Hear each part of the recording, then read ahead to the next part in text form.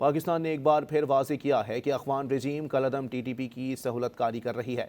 पाकिस्तान के अंदर हमले किए जा रहे हैं। अलकायदा का भी इस हवाले से बहुत अहम किरदार है। हफ्तावार प्रेस ब्रीफिंग में तर्जुमान दफ्तर खारजा ने कहा कि अलकायदा और भारत अफगानिस्तान में दहशत गर्दों को सपोर्ट कर रहे हैं। अफगान सरजमीन पाकिस्तान के खिलाफ इस्तेमाल नहीं होनी चाहिए। Interim government in Afghanistan continues to provide a permissive environment to a range of terrorists, notably TTP. According to the report, TTP has accorded greater operational liberty and support the de facto authorities, consequently attacking the territory inside Pakistan.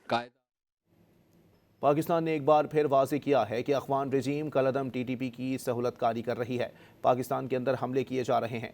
Al Qaeda का भी इस हवाले से बहुत अहम किरदार है।